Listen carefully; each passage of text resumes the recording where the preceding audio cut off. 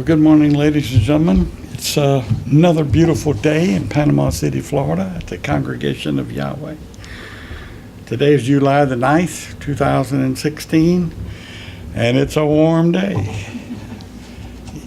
Many people come down here for the 4th of July and stay this week following and leave with very bad sunburns, but they come back for more. Well, the message I'm going to give today is titled Tithing. Now, I know everybody here is saying, oh, no, not another message on tithing. But what I want to bring out today is some of the aspects of tithing that are not commonly known. A lot of people just assume they know about tithing, but there are details, subtle details, which are worth reviewing, because they reflect on us. This presentation sort of got started by a story by Ernest L. Martin. You may recall I've introduced him before. He was in the Worldwide Church of God. He was a minister there. He was a director of theology, I believe, in Australia, at the college campus in Australia. And anyway, he was relating a story that he was at the Worldwide's headquarters, and he was given a letter to respond to, and so he looked at it and analyzed what he had to do, and it occurred to him that since the subject was about tithing in the Old Testament, that he needed to talk to some Jewish rabbis. So he calls three of them. All three of them gave him exactly the same answer. He asked the question, do Jews tithe? And they all said no, which surprised him, and it surprises a lot of people, because they automatically assume that Jews tithe just like Christians and so forth. Well, finally, he must have conveyed his surprise in his voice. One of the last rabbis that he called gave him a little explanation. And he said, we do not tithe, Jews do not tithe, because it is a sin for us to do so. Well, here he has been raised a Protestant, and all of a sudden he hears tithing is a sin. The rabbi went on to explain that in the Old Testament, which I'll get to shortly, Moses required that a tithe be taken and given to the tribe of Levi. Tribe of Levi. Remember that the tribe of Levi was not given a portion in the Promised Land. Their portion was temple service, and therefore, for them to pay a tithe, Jews to pay a tithe to anyone other than the Levite priest would be a sin. And since the temple was destroyed, 70 AD, and since the priesthood was also destroyed at the same time, there was no one to pay the tithe to. Well, Martin was pretty well satisfied with that, and he counted it as a learning experience. Well, one can contrast that with what several of us here have learned when we were raised in Catholicism, Roman Catholicism. We never questioned tithing. It was done every Sunday, and sometimes there was a second collection. Second collection sometimes went to missionaries, and but it was a regular thing. Well, there are others who have a different opinion about this. And we, for example, tithe in this congregation only 3 times a year. And we tithe on the day that is commanded in the Old Testament. They're listed, and we obey. We are obedient in that respect. It's not every Sunday, because we don't meet on Sunday for one thing, but even if we did, it's not every Sabbath. It's the 3 times when we're commanded to do it in the Old Testament. Well, where does the word tithe come from? Well, it's an ancient English word.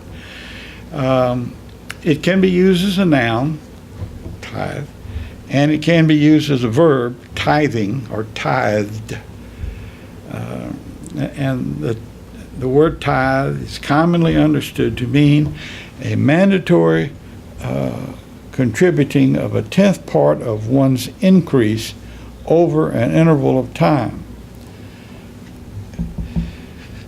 Over an interval of time.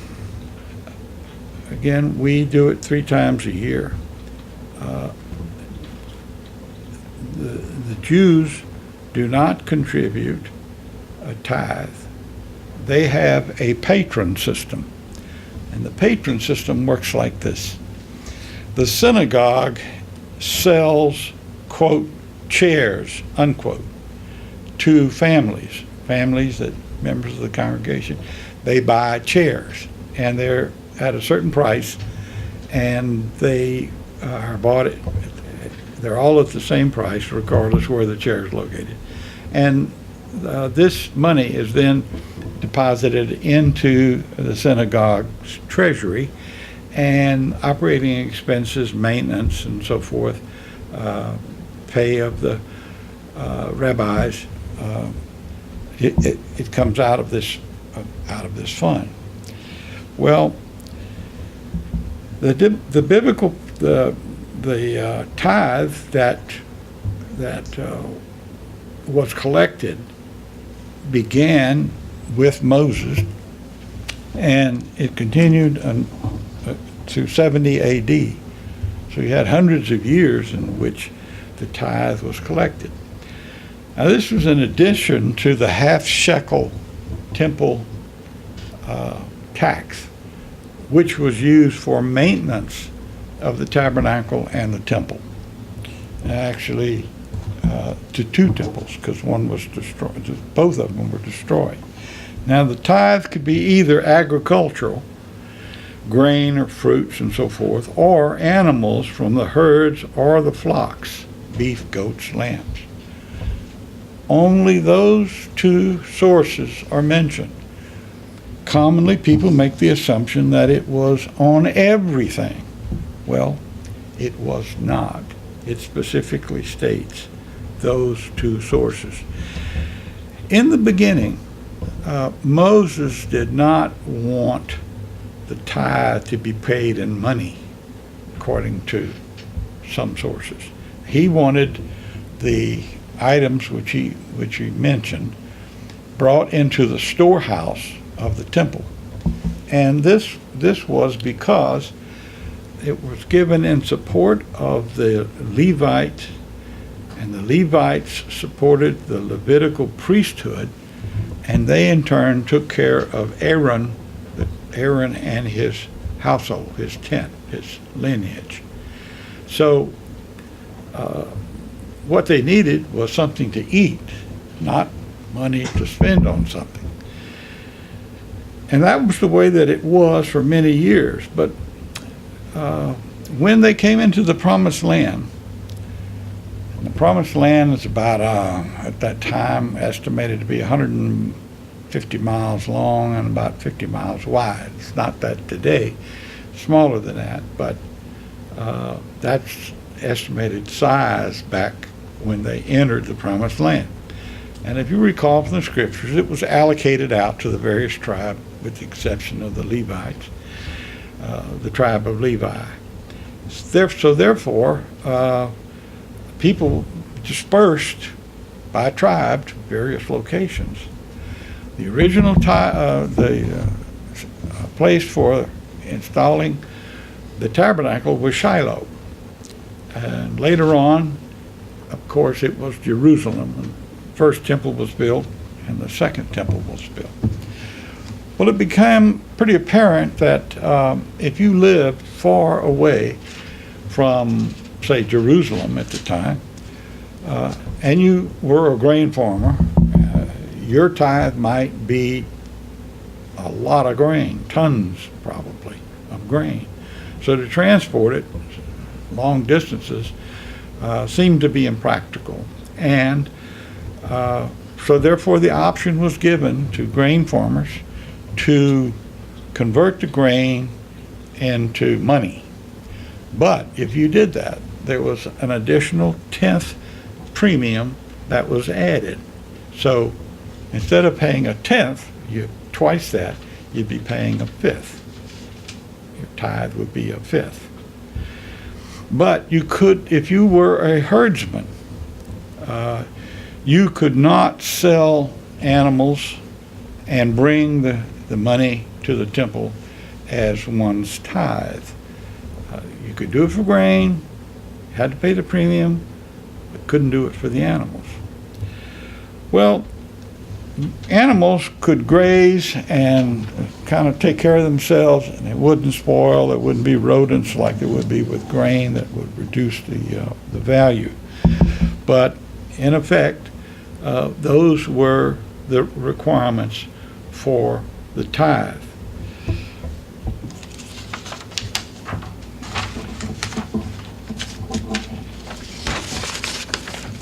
It's interesting to note that there's virtually nothing said about tithing in the first 11 chapters of Genesis. Now that covers a period of about 2,000 years. Nothing is said in the first 11 chapters of Genesis. And this is before the time of Moses.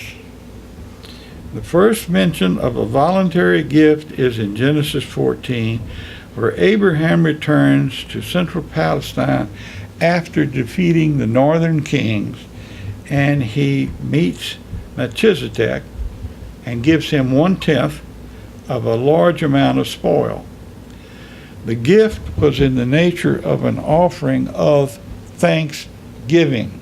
And remember that Lot had been captured, and other captives were with him, and they were taken away by these northern kings, plus probably goods. Abraham went back, beat them, got Lot back and the other captives. So he was thankful to have Lot back. And so this gift was given as an offering of thanks. Now, a lot of people want to say, there's the first example of a tithe. Wrong. It is not an example of a tithe. It was a voluntary gift. And he happened to give 1/10, but it was not a tithe. It was not given to the Levitical priesthood. None existed at the time. So if you hear someone who wants to talk about tithing and they try to hook it back to Melchizedek, not so. There was another example, and this was again before the time of Moses, and it was again a voluntary nature, and it was again a 10th, and it was given by Jacob. And this is in Genesis 28:20 to 22. People also want to talk about the fact that this tithing, quote unquote, was a law before Moses, and it was intended to be for all peoples for all times. Some of these arguments come about because there are ministers who are seeking to increase the amount of revenue that comes into their church. But the fact of the matter is that it was not There was no mandatory tithe until Moses instituted it. There was also another example before the time of Moses that regards something that some consider to be a tithe, and it had to do with the Midianites. Virtually the same thing. It occurred before the time of Moses, so it didn't qualify, does not qualify to be compared to as a tithe. Well, the next thing we have is the account of Joseph in Egypt, and this example is something that is rarely considered to be an example about tithing.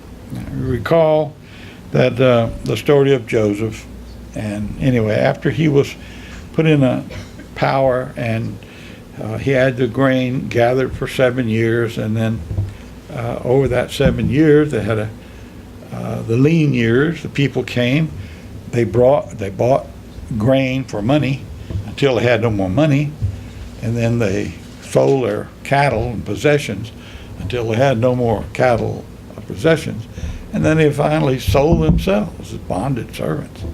They sold themselves. So here you have a whole nation which are in effect slaves by their own making.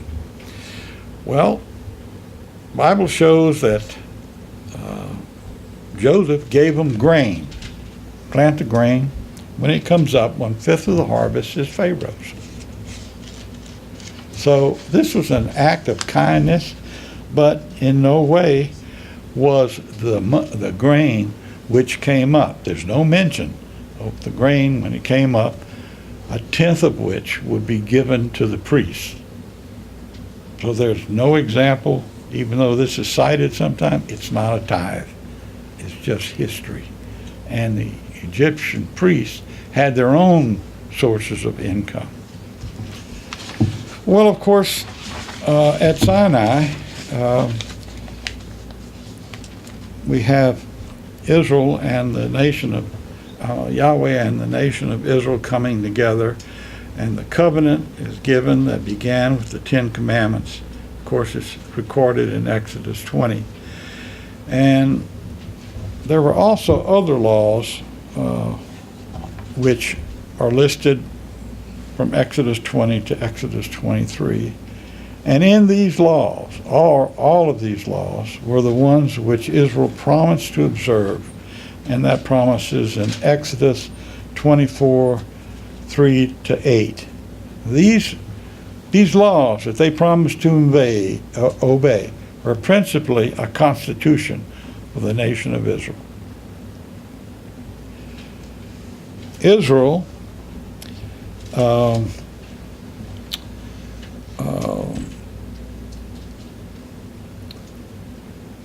in these laws, this constitution, there is no requirement for tithing. There's no requirement for tithing. About now, you're probably thinking Anthony's making an argument here not to support the ministry here. That's not the case. What I'm trying to do is to make people understand the truth. There's people out there, I'm sure you've heard ministers that will argue for more tithes and so forth. You can look on TV and you can see the Tower of Power and so forth. Lots of things, all driven by revenue. You hear phrases like, I did such and such on a leap of faith. Well, he's already obligated a certain amount of money, and now he's hoping that the congregation will pick up the slack. In other words, instead of waiting until they had at least a third or half of the money, he goes ahead and he makes his obligation. Of course, people can remember Jimmy Swaggart with the hospital in Baton Rouge, Louisiana, which was built with no certificate of need. If you're going to be in the hospital business, first thing you need is a certificate of need. And he built it on the opposite side of town, and it just was a big big mistake. Nevertheless, Moses was well aware that an accumulation of revenue would be necessary to finance the national existence of Israel and to perform the old covenant requirements. But tithing was not what he had in mind then. What he had in mind was to ask for free will offerings. And this is in Exodus 35:22 and to 29 and 36:3 and 7. About a year later is when Moses first mentioned a need for a tithe.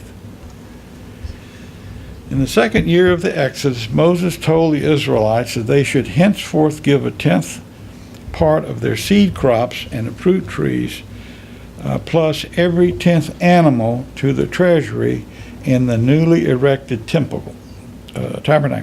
This is Leviticus 23:30-33. Understand something, that when there were preparations being made for the Exodus, before sunset, they had almost a whole day.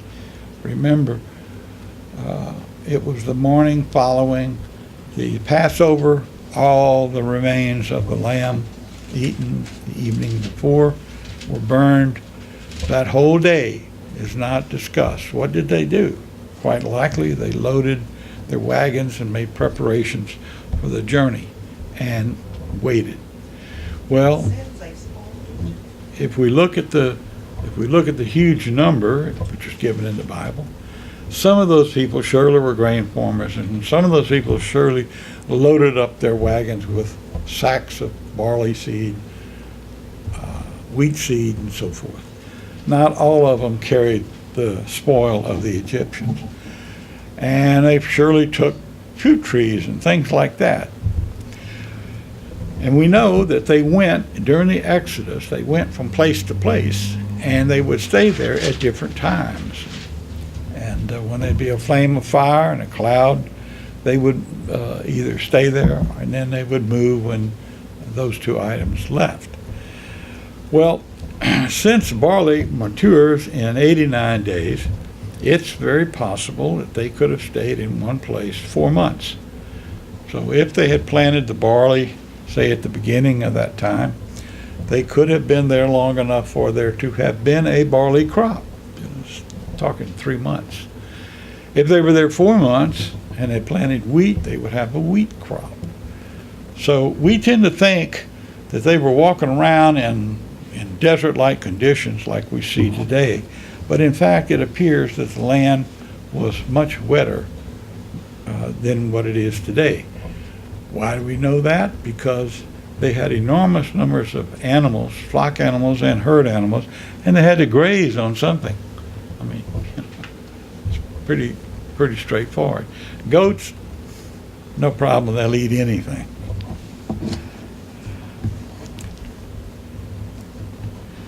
Well, what products were tithes? Now, the two kinds of tithes, as I mentioned, were agricultural and animal. And all of the tithe of the land, whether of seed of the land or the fruit of the tree, is Yah's. And this is in Leviticus 27:30. All of the tithe of the herd of the flock, whatsoever passes under the rod, the 10th shall be holy to Yah. Verse 32. What does this mean?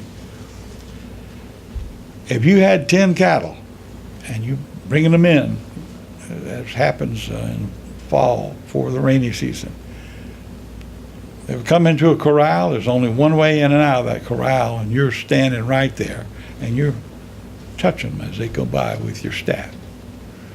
When you hit the 10th one, he was called out. You got another 10 go through there. When you got to the 20th one, comes out. So every 10th animal was Yah. And additional requirements, there were additional requirements, but basically, I think you get the picture.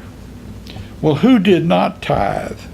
Well, No hired hand on a farm was required to tithe because the increase of his labors, whether the vegetables or fruit, grapes, or grain, wasn't his. It was the owner of the field. There's no mention of fishermen tithing in Leviticus 11:9 through 12, or minors, Deuteronomy 8:9, or those earning income from weaving, handicraft, or any form of manufacturing.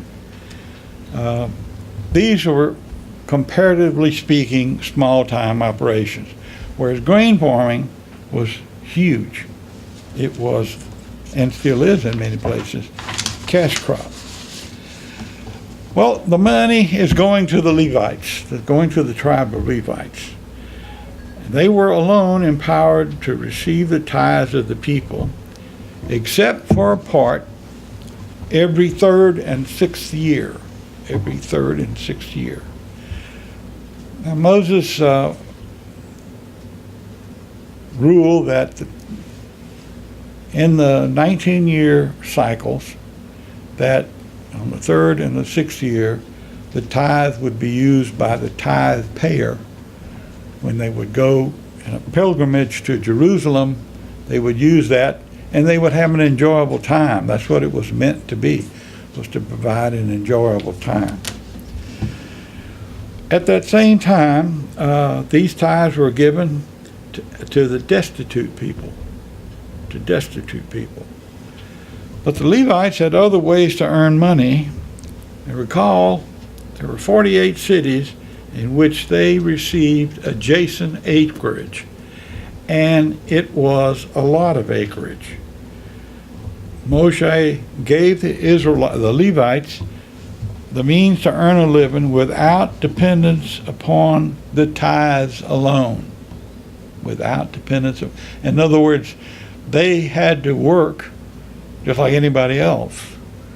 And the tithes came to them as part of their responsibility of the temple service.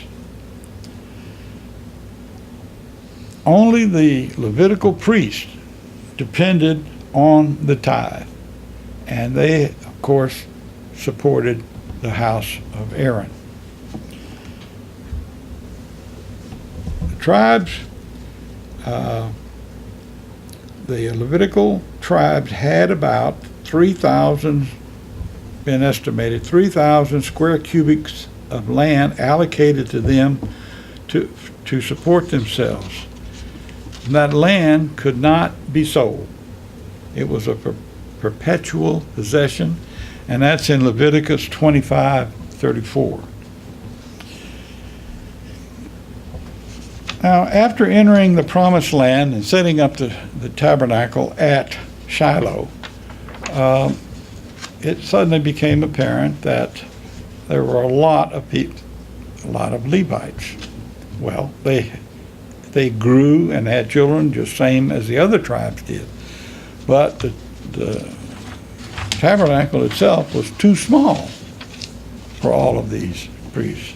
And so there were other things that they were ordained to do, which today we would call professionals.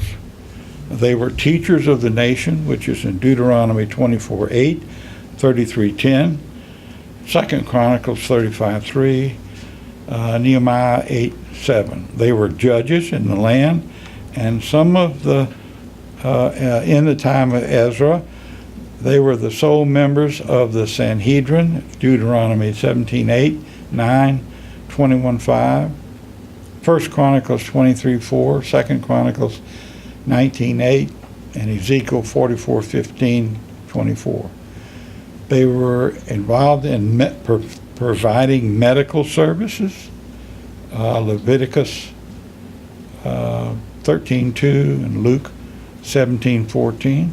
They were professional singers and musicians, 1 Chronicles 25:1, and so forth.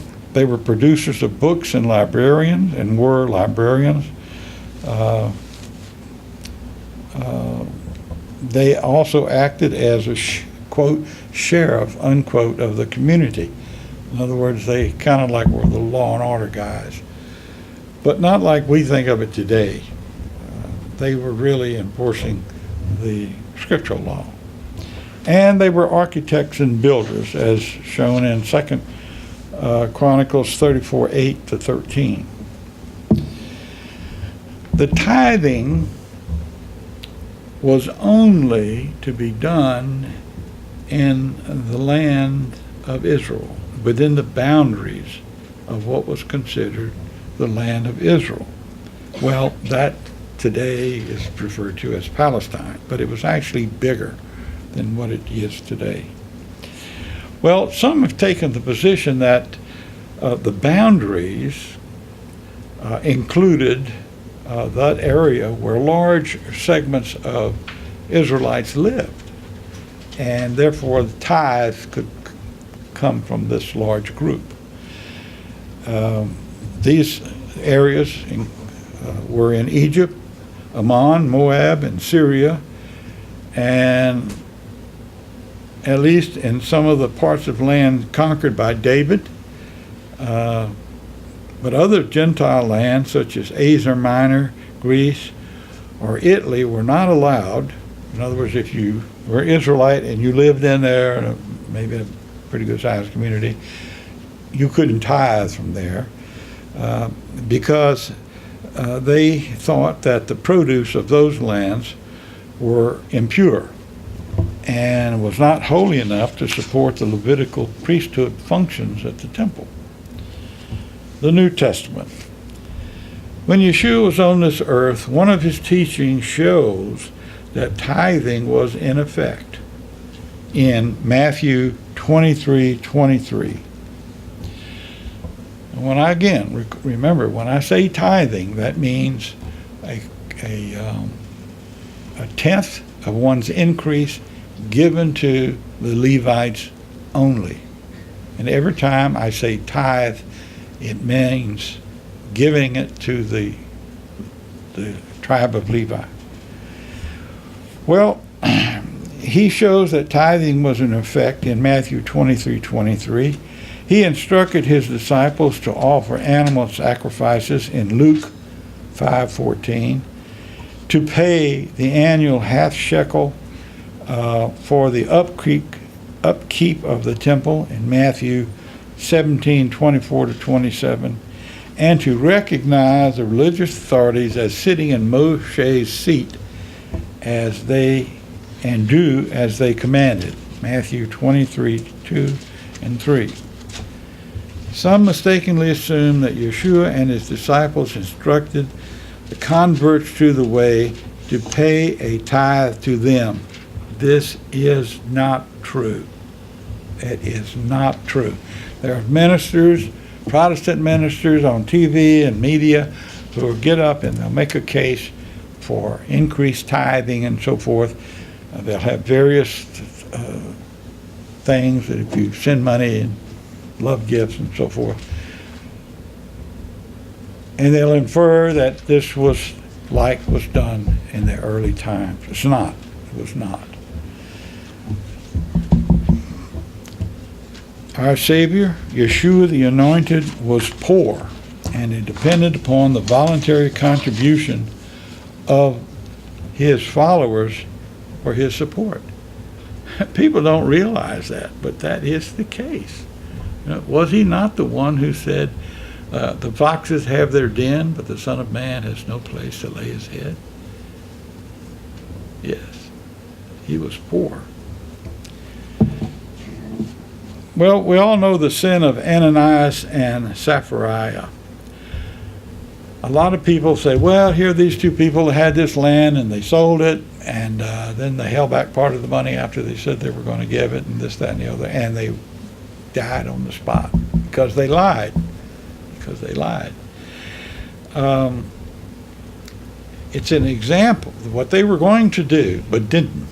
They were going to do but didn't was to make a voluntary contribution of the proceeds from the sale of the land. But that's not what they did. They lied, and they paid the eternal price. Well, how did Paul's finances work? Paul never used tithes to support his preaching of the gospel. Paul was a tent maker and financed his support for preaching by working at his trade. And there's several examples in the scriptures which show this.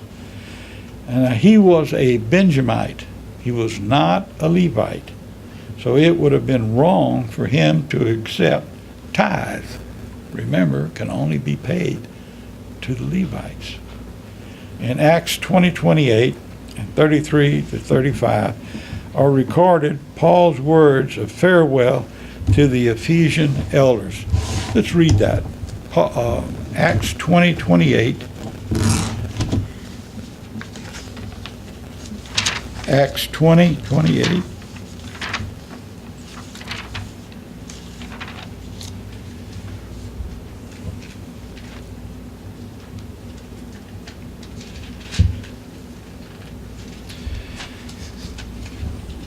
Take heed. This is out of the Sacred Scriptures by Bethel edition. Take heed to yourselves and to all the flock in which the Holy Spirit has made you overseers. The flock he's talking about is the believers, the members of the congregation. To feed the assembly of the Master, which he has purchased with his own blood. For I know that after my departing, grievous wolves shall enter in among you, not sparing the flock. And from among your own selves shall men arise, speaking perverse things, to draw away the disciples after them. Therefore watch, remembering that by the space of 3 years I cease not to admonish every one night and day with tears.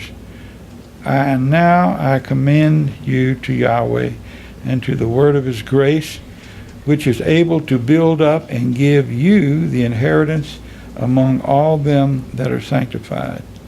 I covet no man's silver or gold or apparel. You yourselves know that these hands ministered to my needs. Means he was working. His hands ministered to his needs by his making tents. In all things I gave you an example, so that laboring you ought to help the weak and to remember the words of the Master Yeshua, that he himself said, it is more blessed to give than to receive. Well, Paul is clearly showing here that they had gold and silver. And I'm quite positive that if he'd asked for something, they'd have been glad to give it to him. But he's saying no. He's showing that he used his hands to garner his own support.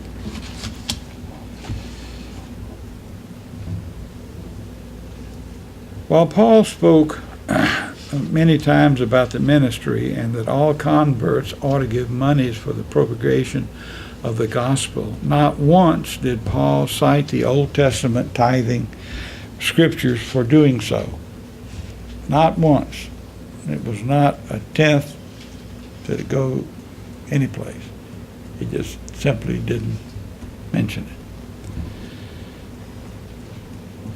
it. In 2 Corinthians 11:8, Paul wrote, I robbed the churches, taking wages of them to do you service. What do you mean by that?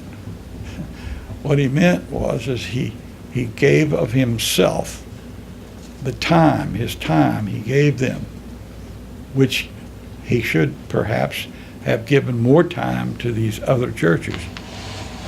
Robbed is a perhaps less than optimum translation, but you get the point. He took no monetary support from the Corinthians. He worked with his hands, and he was more interested in them, in giving them, than in their giving him money. Paul kept himself by working the trade of tent making. The payment of tithes did not occur in the New Testament church, and this is verified by Hastings Dictionary, the Encyclopedia Britannica, the Encyclopedia Americana, and the New Catholic Encyclopedia, because it would have been illegal for the New Testament church to use the tithing system of the Old Testament to finance its operations. So how does one give money directly to Yeshua the Anointed? Yeshua taught how believers can support the ministry and propagate the faith. This is in Matthew 25:31. Let's just look at that for a moment. Matthew 25:31. Matthew 25:31.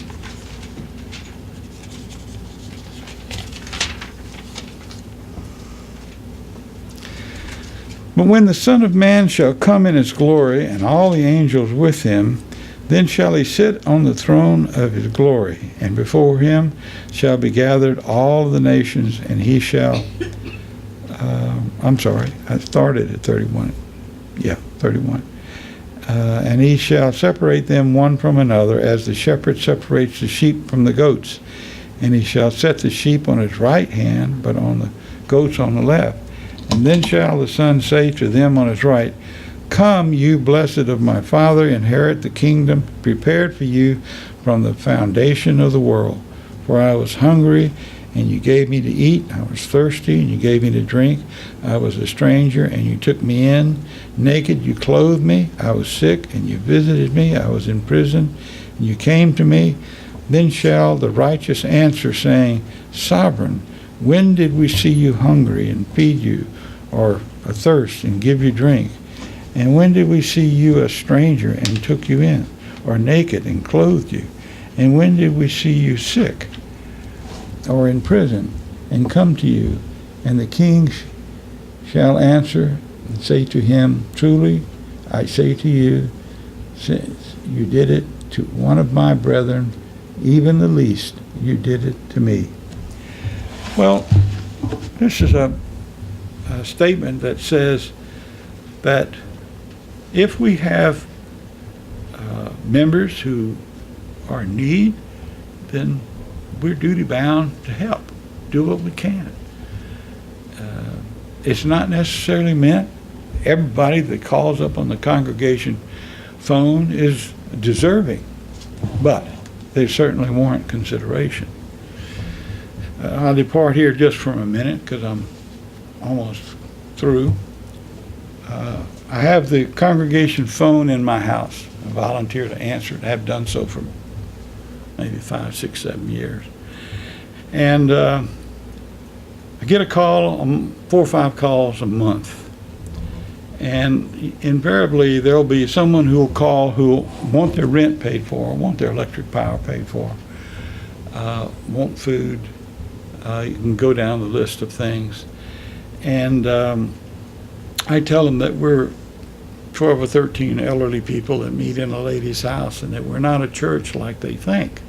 Because they expect all these churches, and I tell them, try the bigger churches. They usually have food pantries, and sometimes they have various kinds of programs, sometimes suitable for a single person, sometimes for a small family. Give them a little plastic Ziploc bag with various kinds of food in it. It'll tide them over for a day. But then sometimes you get people who call up and they're kind of insistent, or they get sort of annoyed that I don't say, well, here we got a pot of gold, come over and bring your shovel.